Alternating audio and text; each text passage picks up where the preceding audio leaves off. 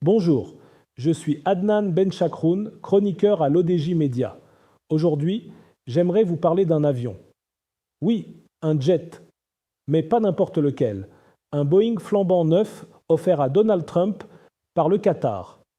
Et si c'était un président africain? Laissez-moi vous raconter cette fable géopolitique à deux vitesses. Et si on inversait les rôles? Imaginez un président africain recevant en grande pompe les clés d'un Boeing 747 flambant neuf. Un cadeau venu d'un riche émirat du Golfe, digne d'un hôtel 5 étoiles dans les airs. L'opinion publique s'embrase, les tribunes s'indignent, les chancelleries s'alarment, on crie à la dérive autoritaire, à la corruption rampante, au clientélisme décomplexé. Mais quand le bénéficiaire s'appelle Donald Trump, ce n'est plus tout à fait la même musique.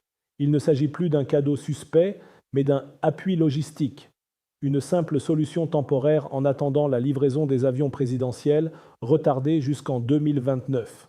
Là où l'Afrique aurait hérité d'un scandale, Washington s'en tire avec un clin d'œil complice. Mais ce n'est pas la première fois que la géopolitique adopte un prisme à géométrie variable. Ce n'est pas nouveau. Dès qu'un dirigeant africain porte une Rolex ou offre un sac Hermès à son épouse, les gros titres fusent luxe indécent, peuple affamé, abus de pouvoir. Mais quand il s'agit d'un jet de 400 millions de dollars, silence radio. À croire que l'éthique a ses préférences chromatiques. La Constitution américaine interdit pourtant les cadeaux d'États étrangers sans approbation du Congrès. Mais qui va aller titiller le gendarme du monde? La règle semble s'effacer devant la puissance. Le droit devient malléable, les principes optionnels. Et ce mutisme, justement, révèle bien plus qu'il ne cache. On aurait pu attendre des médias occidentaux une avalanche de critiques. Pourtant, rien. Une brève ici, un commentaire feutré là. Aucune une scandalisée, aucun éditorial percutant. Comme si la gravité d'un acte dépendait de l'identité de son auteur. Les ONG s'interrogent à voix basse. Les juristes agitent les bras dans le vide. Et pendant ce temps, le Boeing est tranquillement modifié dans un hangar texan, pendant que les principes démocratiques, eux, passent en révision. L'exemple de Trump n'est qu'un épisode dans une longue série de cadeaux gênants. En 2011, Nicolas Sarkozy reçoit une tente et des chevaux de Kadhafi. En 2023, Jair Bolsonaro déclenche un tollé pour des bijoux saoudiens.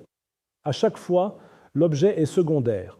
Ce qui compte, c'est ce qu'il incarne, une influence, un deal, un renvoi d'ascenseur diplomatique. Le cas Trump ne fait que raviver ce vieux débat. Où commence la diplomatie et où finit la compromission? À partir de quel montant ou de quel pays d'origine un geste devient-il toxique?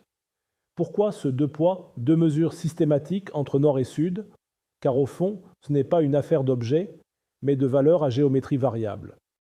Non, il ne s'agit pas de blanchir les pratiques douteuses en Afrique, mais de poser la bonne question. Pourquoi les règles s'endurcissent-elles dès qu'il s'agit du Sud global?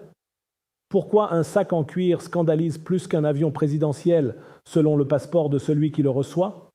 Cette asymétrie morale est le reflet d'une hiérarchie implicite. Dans l'ordre médiatique mondial, un président africain est toujours plus suspect qu'un président américain. Même si les faits sont les mêmes, les récits, eux, divergent. Merci de m'avoir écouté jusqu'au bout. À l'ODJ Média, on continue de creuser là où d'autres survolent. Dans ma prochaine chronique, je vous parlerai d'un autre angle mort de la diplomatie contemporaine. Parce que parfois, ce qu'on ne dit pas en dit beaucoup plus. À très bientôt.